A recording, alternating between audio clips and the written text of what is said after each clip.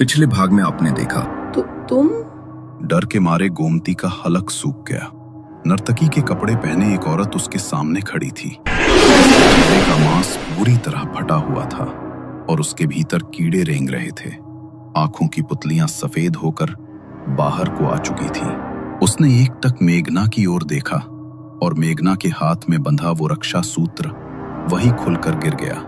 उसी समय वो आत्मा फिर से मेघना के शरीर के भीतर प्रवेश कर गई और मेघना ने अपनी गर्दन पीछे की तरफ मरोड़कर भयानक तरीके से मुस्कुराते हुए अपनी मां को देखा। कहा था ना मैंने, अपना बदला तो मैं लेकर ही जाऊंगी गोमती। पहचान तो गई हो ना मुझे? गोमती डर से कांप रही थी। उसकी आंखों से आंसू बह रहे थे और होंठ बुदबुदा रहे थे। ये सच नहीं हो सकता, ये नहीं हो सकता। लेकिन सामने खड़ी मेघना की भयानक हंसी उस पर कहर ढा रही थी। उस हंसी के पीछे छुपे शब्द मानो उसकी आत्मा को चीर रहे थे। अपनी करनी का फल तुझे मिलेगा, लेकिन इतनी आसानी से नहीं। जिस तरह मैं तड़प तड़प कर मरी थी, उसी तरह तू अपनी आंखों के सामने अपनी बेटी को तड़पते हुए देखेगी। गोमती का दिल दहल उठा। उसकी आंखों में डर और दर्द एक साथ छलक रहा था, जैसे कोई पुराना राज अचानक उसकी आंखों के सामने जीवित हो उठा हो। वो रो पड़ी और थरथराती हुई आवाज में उस आत्मा से रहम की भीख मांगने लगी। वो बार बार यही कह रही थी कि चाहे तो मेरी जान ले लो, लेकिन मेरी बच्ची को छोड़ दो। मैं तुमसे अपनी बेटी की जान की भीख मांगती हूँ। तुम मुझे मार दो, लेकिन मेरी बेटी को छोड़ दो। इतना कहकर गोमती ने कांपते हाथों से अपनी ही गर्दन पर चाकू रख लिया। उसकी आंखों से आंसू रुक ही नहीं रहे थे, लेकिन उसकी हालत देखकर मेघना और जोर जोर से हंसने लगी और उसने गोमती से कहा, खुद की बेटी को तकलीफ में देखकर बहुत तकलीफ हो रही है ना तुझे? भूल गई मेरे साथ क्या हुआ था? करीबन 35 साल पहले राजस्थान के राजघराने में एक नर्तकी चंद्रमुखी नृत्य कर रही थी। राजा जी एक टक बस चंद्रमुखी को नृत्य करते हुए देख रहे थे और रानी की नजरें राजा जी पर ही टिकी थी। चंद्रमुखी के लिए राजा की आंखों में जो भाव थे वे रानी को स्पष्ट समझ आ रहे थे। इस नर्तकी चंद्रमुखी के इरादे मैं अच्छी तरह समझ रही हूँ। अपने रूप से वो राजा को बहलाना चाहती है, मेरा स्थान लेना चाहती है, लेकिन मेरे होते ये कभी नहीं होगा। मैं ऐसा होने नहीं दूंगी। रात के पहर चंद्रमुखी राजमहल से अपने घर के लिए निकल रही थी। तभी पीछे से किसी ने उसके कंधे पर हाथ रखा। वो घबरा कर पीछे मुड़ी तो उसके पीछे राजा जी खड़े थे। राजा जी, आप? डरो मत चंद्रमुखी। तुम्हारे लिए मैं ये नए घुंघरू लेकर आया था। तुम्हारे पाँव में बंधे घुंघरू बहुत सुंदर लगते हैं, सोचा तुम्हें भेंट कर दूं। परंतु राजा जी, इसकी क्या जरूरत है? रख लो चंद्रमुखी, प्यार से दे रहा हूं। राजा जी की भेंट को वैसे भी कोई कभी अस्वीकार नहीं करता। राजा जी अक्सर सबको भेंट दिया करते थे, इसलिए चंद्रमुखी ने सीधी सरल भाव से वो घुंघरू ले लिए। पर खिड़की पर खड़ी रानी ये सब देख रही थी और ये देखकर उसका खून खौल उठा। ये चंद्रमुखी अपनी हरकतों से ऐसे बाज आने वाली नहीं है। पता नहीं कौन सा जादू कर दिया है इसने राजा जी पर कि राजा जी इतने मेहरबान हुए जा रहे हैं। अपनी खूबसूरती से इसने राजा जी को अपने जाल में फंसा लिया है। इसी कारण अब राजा जी मेरी तरफ नहीं देखते। इसका मैं ऐसा हाल करूंगी कि खुद को कभी आईने में देख भी ना पाए। राजा के महल में वापस आने के बाद रानी चुपके से चंद्रमुखी के पीछे गई और उसका रास्ता रोक लिया। रानी सा, आप इतनी रात को यहाँ पर? सच सच बताओ, आखिर चाहती क्या हो तुम? इरादे क्या है तुम्हारे? तुम जानती हो ना, गर्भ से भी हैं हम। राजा का अंश पल रहा है हमारे अंदर। मैं कुछ समझी नहीं रानी सा, आप किस बारे में बात कर रही हैं? तुम मेरी बातों को बहुत अच्छे से समझ रही हो। ज्यादा ना समझ बनने का नाटक मत करो, समझी? मेरे पति पर, राजा जी पर अपनी नजरें टिकाई हुई हो तुम। अपने रूप से उनका ध्यान अपनी तरफ खींचना चाहती हो, मेरी जगह लेना चाहती हो। लेकिन एक बात की गांठ बांध लेना कि मेरे जीते जी ऐसा कभी नहीं होगा। अगर फिर से राजा जी को बहलाने की कोशिश भी की तो उसके ऊपर अफसोस करोगी तुम। बस बहुत हो गया रानी सा। अगर मैं कुछ कह नहीं रही हूँ तो इसका मतलब ये नहीं है कि आप कुछ भी बोलती जाएंगी। मैं बस आपके महल में नृत्य करने आती हूँ, क्योंकि मेरे घर में मेरी माँ के अलावा और कोई नहीं है और उसके लिए पैसा कमाना मेरी जिम्मेदारी है। आप जैसा सोच रही हैं, मेरे मन में वैसा कुछ भी नहीं है। चंद्रमुखी की बातें सुनकर रानी का गुस्सा और बढ़ गया। वो छिपते हुए रात को महल में दाखिल हुई, मगर पूरी रात उसे नींद नहीं आई। इसी तरह पूरी रात गुजरी। अगले रोज जब चंद्रमुखी महल में नृत्य करने आई तो रानी उस कमरे में गई जहां चंद्रमुखी अपने नृत्य के वस्त्र बदला करती थी। रानी ने चंद्रमुखी के दुपट्टे से उसके कुछ टूटे हुए बाल उठा लिए। आधी रात को वो महल के एक सुनसान कमरे में गई। कमरे के बीचों बीच एक दीपक जलाया और उसके इर्द गिर्द 4 दीपकों से एक घेरा बना दिया। रानी ने कुछ मंत्रों का उच्चारण शुरू किया और अपने हाथ में एक काले रंग की गुड़िया पकड़ी। चंद्रमुखी के बालों को उसने गुड़िया पर लपेट दिया और फिर उसके भीतर कीलें गाड़ दी। अब तू देख कैसे तेरा ये सुंदर रूप किसी मुर्दे की तरह हो जाएगा। राजा जी को बहकाने चली थी ना, तेरा तो अब वो हाल होगा कि तड़प तड़प कर अपनी मौत मांगेगी तू। रानी ने काले कपड़े से अपना चेहरा ढक लिया। वो चुपके से महल के पिछले दरवाजे से बाहर निकली और सीधे चंद्रमुखी के घर की ओर बढ़ी।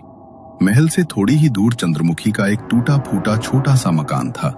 रानी ने उसके घर के पिछले हिस्से की मिट्टी खोदी और उस बुढ़िया को वहां गाड़ दिया। सबसे छिपकर कुछ देर बाद वो वापस महल लौटी और अपने कक्ष में आकर सो गई। ऐसा क्या हो गया तुझे? कल रात तक तो तेरी तबीयत बिल्कुल ठीक थी, अचानक से क्या हो गया तुझे? देखूं जरा, कहीं बुखार तो नहीं हो गया? विमला ने चंद्रमुखी के माथे को छूकर देखा तो उसका माथा बिल्कुल गर्म भट्टी की तरह तप रहा था। विमला ने कई दिन तक वैद्य जी से चंद्रमुखी का इलाज करवाया, मगर उसकी हालत में कोई सुधार नहीं आया, बल्कि दिन ब दिन उसकी हालत और भी खराब होती चली गई। उसकी आंखों के नीचे गहरे काले गड्ढे पड़ गए थे। उसका शरीर सूखी लकड़ी की तरह हो चुका था। चंद्रमुखी, जो कभी अपनी खूबसूरती के लिए जानी जाती थी, अब इतनी बदसूरत हो गई थी कि खुद को भी आईने में नहीं देख पा रही थी। और जब उसने हिम्मत करके आईने में झांका तो अपने ही रूप को देखकर उसकी आंखों से आंसू फूट पड़े। वो जमीन पर बैठी थी, चेहरा दोनों हाथों में छिपाए, और लगातार रोए जा रही थी। उसके आंसू रुकने का नाम नहीं ले रहे थे। चेहरा सूज चुका था, आंखें लाल हो चुकी थीं। उसके शरीर में जैसे सारी ताकत खत्म हो गई थी। सांसें भारी और आवाज कांपती हुई। वो कभी अपने चेहरे को छूती, कभी आईने की तरफ देखती, फिर सिर झुकाकर सिसकने लगती। ऐसा लग रहा था जैसे भीतर कोई गहरी आग जल रही हो जो उसे अंदर से खा रही थी। उसकी त्वचा तप रही थी और पूरे शरीर में दर्द की लहरें उठ रही थीं और लगातार वो भगवान से अपने मौत की दुआ मांग रही थी। चंद्रमुखी की हालत देखकर उसकी माँ की आंखों से आंसू बह निकले। जब उसकी बीमारी वैद्य के पकड़ में नहीं आई तो उसकी माँ ने तांत्रिकों का सहारा लिया, मगर कोई भी उसे ठीक नहीं कर पाया। तंत्र की क्रिया, काला जादू किया गया है तुम्हारी बेटी पर, मगर इसका तोड़ सिर्फ वही कर सकता है जिसने इसे किया है। उसके अलावा कोई तुम्हारी बेटी को ठीक नहीं कर सकता। ये इसी तरह तड़पेगी और कोई इसमें कुछ नहीं कर पाएगा। मगर मेरी बेटी ने किसी का क्या बिगाड़ा है? कोई भला मेरी बेटी के साथ इतना बुरा कैसे कर सकता है? मैं तुम्हारी हालत समझ रहा हूं, लेकिन मैं इसमें तुम्हारी कोई मदद नहीं कर सकता। जिस क्रिया का प्रयोग इसके ऊपर किया गया है उसका तोड़ वो क्रिया करने वाले के सिवाय दूसरा कोई नहीं कर सकता। किसी ने अपनी ईर्ष्या में तुम्हारी बेटी के साथ ऐसा किया है, मगर तुम चिंता मत करो, एक न एक दिन उसे अपनी करने का फल भोगना ही पड़ेगा। किसी के साथ बुरा करने वाले का कभी भला नहीं होता, अपनी करनी वो खुद भोगेगा। तुम भगवान से प्रार्थना करो, शायद अब भगवान ही इसमें तुम्हारी कुछ मदद कर सके। तांत्रिक बाबा भी हार कर वहां से चले गए, मगर उस दिन के बाद चंद्रमुखी की हालत और बद से बदतर हो गई। चंद्रमुखी की माँ उसके लिए खाना लेकर आई। वो बिस्तर पर लेटी हुई थी। उसकी माँ ने उसे उठाने के लिए अपने हाथ का सहारा दिया तो उसकी माँ ने अपने हाथ पर कुछ महसूस किया। जब उन्होंने चंद्रमुखी का बैठाकर उसकी पीठ की तरफ देखा तो उनके होश उड़ गए, क्योंकि चंद्रमुखी की पीठ पर अनगिनत कीड़े रेंग रहे थे। और उसकी कमर का मांस बिल्कुल गल चुका था। शरीर में हड्डियों के अलावा कुछ नजर नहीं आ रहा था। विमला ने अपनी आंखों में आंसू भरे, जल्दी से उन कीड़ों को उसकी कमर से झाड़ा और रोते हुए चंद्रमुखी को खाना खिलाया। वो ठीक से खाने का एक निवाला भी नहीं खा पा रही थी। सारा खाना उसके मुंह से बार बार नीचे गिर रहा था। अब मुझसे अपनी बच्ची की ये हालत नहीं देखी जाती भगवान। अगर तू मेरी बच्ची को ठीक नहीं कर सकता तो उसे अपने पास बुला ले और मुझे भी अपने पास बुला ले। अपनी बच्ची को इस हालत में नहीं देख सकती हूँ मैं। विमला ने चंद्रमुखी के शरीर पर दवाई का लेप लगाया और रोते रोते अपनी चारपाई पर लेट गई। अगली सुबह जब चंद्रमुखी ने अपनी माँ को आवाज दी तो उसकी माँ ने कोई जवाब नहीं दिया। चंद्रमुखी ने उठकर देखा तो उसकी माँ चल बसी थी। इस दुनिया में उसकी माँ के अलावा उसका और कोई नहीं था। चंद्रमुखी की आंखों से फूट फूट कर आंसू बह रहे थे। चंद्रमुखी के रोने की आवाज सुनकर पड़ोसी उसके घर में इकट्ठा हुए और उसकी माँ की अंतिम क्रिया की तैयारी शुरू की गई। माँ की अंतिम क्रिया के बाद चंद्रमुखी अपने घर में किसी जिंदा लाश की तरह अपने बिस्तर पर लेटी हुई थी। तभी रानी उसके घर में आई। सुना मैंने कि तुम्हारी माँ चल बसी। बड़ा दुख हुआ सुनकर, और तुम्हारी हालत देखकर भी। सब अपने कर्मों का फल भोगते हैं। तुमने भी कुछ ऐसा किया होगा जिसका फल अब भोग रही हो। मुझे अच्छी तरह पता है कि मेरे साथ जो भी हो रहा है वो तुम्हारे ही कारण है। तुम्हारी वजह से ही आज मेरी ये हालत है और तुम्हारी वजह से ही आज मेरी माँ इस दुनिया में नहीं है। मेरी वजह से नहीं, तुम्हारी खुद की वजह से। कहा था मैंने मेरे पति से दूर रहो, लेकिन तुम्हें तो रानी की जगह लेनी थी। अब दिखा दी ना मैंने तुम्हें तुम्हारी असली जगह। ऐसा हाल किया है मैंने तुम्हारा कि ना तो जी पाओगी और ना मर पाओगी। बहुत मजा आ रहा है तुम्हें ऐसे हाल में देखकर। अब इसी तरह भुगतो और तड़प तड़प कर अपनी मौत आने का इंतजार करो। रानी के मुंह से जब चंद्रमुखी को सच पता चला तो उसके गुस्से का बवंडर फुट पड़ा। रानी उसकी हालत पर हंसती हुई वहां से चली गई, मगर चंद्रमुखी के लिए अब उसकी पीड़ा असहनीय हो गई थी। पहले तो वो अपनी माँ को देखकर जैसे जैसे जी रही थी, मगर माँ के चले जाने के बाद वो खुद को संभाल नहीं पाई। वो इस तरह दर्द में तड़प रही थी कि उसने खुद ही मौत को गले लगाने के बारे में सोच लिया। उसने कमरे में रखी छुरी उठाई और अपनी गर्दन पर रख ली। उसकी आंखों से पीड़ा के वो आंसू लगातार बह रहे थे। तेरी वजह से मेरी हालत हुई है गोमती। तेरी वजह से मेरी माँ इतने दुख में इस दुनिया को छोड़कर गई है और आज मैं तेरी वजह से अपनी जिंदगी खत्म करने जा रही हूँ। श्राप है ये मेरा। एक दिन वापस लौटूंगी और उस दिन तबाह कर दूंगी तुझे और तेरे पूरे खानदान को। जिस तरह मैं तड़प तड़प कर अपनी जान दे रही हूँ, वही दृश्य एक दिन तेरी आंखों के सामने आएगा। तू भी अपनी मौत की भीख मांगेगी, अपने परिवार की मौत की भीख मांगेगी, लेकिन मौत नसीब नहीं होगी तुम्हें। चंद्रमुखी ने उसी समय खुद को खत्म कर लिया, मगर जिस तरह उसने तड़पते हुए खुद की जान ली, उसकी आत्मा मुक्त नहीं हुई, बल्कि बदले के लिए भटकने लगी। कुछ दिन बाद रानी के प्रसव के दिन आए। देर रात उसे प्रसव पीड़ा होने लगी। शाही राजघराने की दाई को वहां पर लाया गया। रानी बुरी तरह दर्द से बिलख रही थी। तभी कुछ देर बाद उन्होंने एक बच्चे को जन्म दिया, मगर उस बच्चे को देखकर दाई माँ की चीख निकल गई। बच्चा मृत था और उसका पूरा शरीर नीला पड़ चुका था। उसकी देह पर तंत्र का एक निशान बना था, जिसे देखकर दाई माँ बहुत कुछ समझ गई। क्या हो गया दाई माँ? बहुत बड़ी अनहोनी हुई है। ये कोई शुभ संकेत नहीं है। बात सिर्फ इतनी सी नहीं है रानी कि आपका बच्चा मृत पैदा हुआ है, बल्कि आपके जीवन में बहुत बड़ा भूचाल आने वाला है, जिसकी शुरुआत यहाँ से हो चुकी है। कोई अतृप्त आत्मा हावी हो रही है आपके ऊपर। आपका वंश नहीं बढ़ने देगी वो। किसी बाबा को बुलाकर अपना इलाज करवा लीजिए, वरना सब खत्म हो जाएगा। ये आप क्या कह रही हैं दाई माँ? मैं बिल्कुल ठीक कह रही हूँ। झाड़ फूक करवा लीजिए, वरना परिणाम अच्छा नहीं होगा रानी सा। रानी अपने बच्चे की मौत से उबरी भी नहीं थी कि कुछ ही दिन बाद एक रात उसे महल में घुंघरुओं की आवाज सुनाई दी।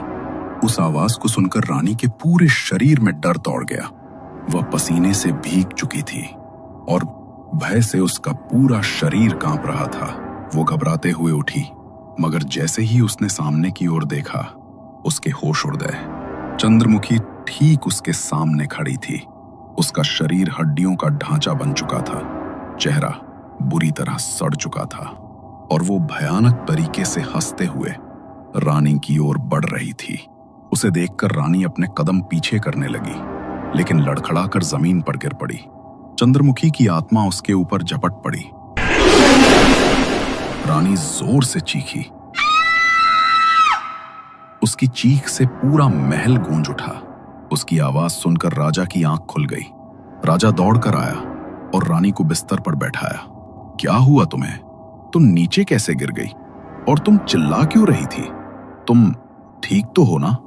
नहीं, वो आई थी। वो मुझे मारने के लिए आई थी। उसने मेरे बच्चे को भी मार डाला था। अब वो मुझे भी नहीं छोड़ेगी। कौन? किसने तुम्हारे बच्चे को मार डाला? और कौन तुम्हें नहीं छोड़ेगी? चंद्रमुखी की आत्मा वही आई थी। आप तांत्रिक बाबा को बुलाइए, वरना वो किसी को नहीं छोड़ेगी। क्या? चंद्रमुखी की आत्मा? मगर वो तुम्हें परेशान क्यों करेगी? भला तुमने उसका क्या बिगाड़ा है? डर के मारे रानी ने अपने मुंह से एक शब्द भी नहीं बोला। वो रात जैसे तैसे कट गई। अगले दिन राजा ने एक तांत्रिक को महल में बुलाया। सांझ होते ही तांत्रिक ने महल में एक घेरा बनाया और घेरे के भीतर अग्नि प्रज्वलित करके बैठ गया। उसने कुछ मंत्र पढ़ते हुए चंद्रमुखी की आत्मा को वहां आने का न्योता दिया। तभी रानी का शरीर जोर जोर से कांपने लगा और वह जोर जोर से हंसने लगी। रहने दे तांत्रिक, तू मेरा कुछ नहीं बिगाड़ पाएगा। इसने जो कर किया है उसका फल इसे भोगना पड़ेगा। इसकी वजह से मेरी माँ और मैं तड़प कर मरे हैं। इसे भी मैं चैन से जीने नहीं दूंगी। न इसके वंश को आगे बढ़ने दूंगी, न इन दोनों को जीने दूंगी। ये आत्मा बहुत खतरनाक हो चुकी है राजा जी। इसे मैं मुक्ति नहीं दिला सकता। इसका कुछ और निवारण करना होगा। तू मेरा कुछ नहीं बिगाड़ पाएगा तांत्रिक। अपना बदला मैं जरूर पूरा करूंगी। तांत्रिक ने सभी को महल के बाहर खड़ा कर दिया और रानी को अपने मंत्रों की शक्ति से महल की चौखट पर खड़ा कर दिया। वे लगातार मंत्रों का उच्चारण करते जा रहे थे और रानी के शरीर पर भभूति छिड़कते जा रहे थे। रानी के भीतर चंद्रमुखी की आत्मा जोर जोर से चिल्ला रही थी। तांत्रिक ने महल के चारों ओर भभूति से एक चौकोर घेरा बना दिया। कुछ देर की क्रिया के बाद उन्होंने रानी के शरीर पर गंगाजल का छिड़काव किया। महल के बाहर बने घेरे के कारण चंद्रमुखी की आत्मा महल से बाहर नहीं निकल सकी और गंगाजल के स्पर्श से वह रानी के शरीर के भीतर टिक भी नहीं सकी। इसलिए उसे रानी का शरीर छोड़कर महल के भीतर प्रवेश करना पड़ा। उसी समय रानी का शरीर कमजोरी से निढाल होकर महल के बाहर गिर पड़ा। मौके का लाभ उठाकर तांत्रिक ने महल का दरवाजा बंद कर दिया और उस पर अभिमंत्रित ताबीज और धागे बांध दिए ताकि चंद्रमुखी की आत्मा हमेशा के लिए महल के भीतर कैद रह जाए।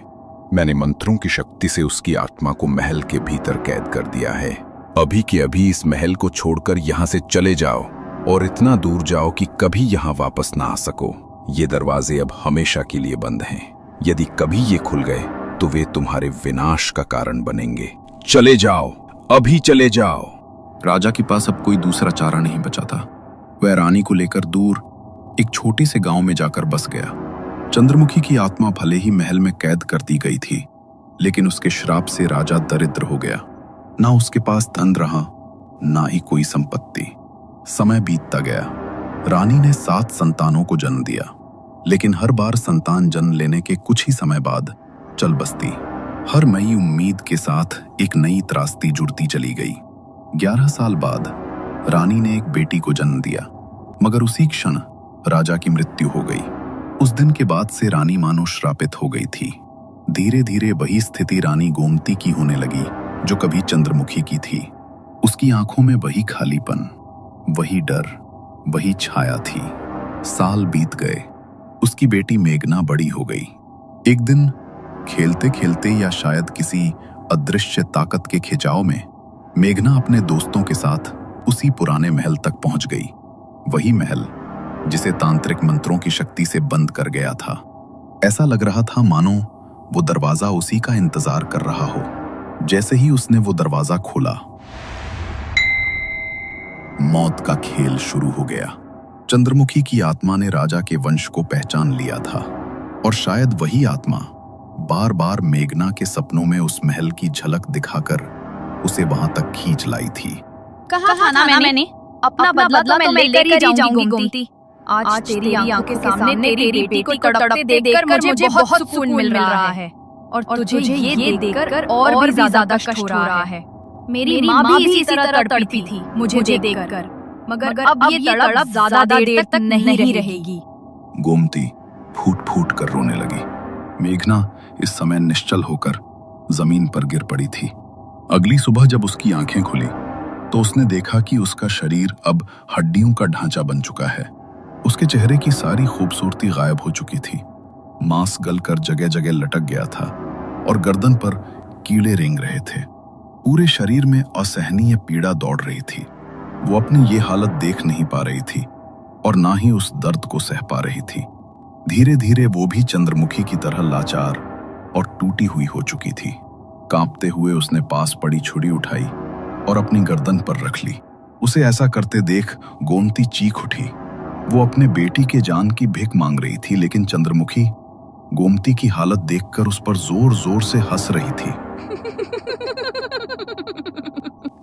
माँ, मैं अब और सहन नहीं कर सकती। अब और बर्दाश्त नहीं होता। ये दर्द, ये पीड़ा असहनीय है। मुझसे अब और नहीं झेला जा रहा। इसलिए अपनी जान देने के सिवा अब कोई और रास्ता नहीं बचा है मेरे पास। गोमती की आंखों के सामने ही मेघना ने अपनी जान दे दी। गोमती के किए कर्मों का फल आज उसकी बेटी को भोगना पड़ा। ये सब देखकर वो टूट गई। अपने भीतर की आग और पछतावे को और नहीं रोक सकी। उसने कांपते हाथों से पास रखा छुरा उठाया और अगले ही पल सब कुछ खामोश हो गया। उस दिन चंद्रमुखी का बदला पूरा हुआ। उसकी आत्मा अब मुक्त हो चुकी थी, लेकिन मेघना और गोमती की आत्माएं अब न जाने कितने युगों तक वहीं भटकती रहेंगी, उस पुराने महल में, अपने मोक्ष की प्रतीक्षा में।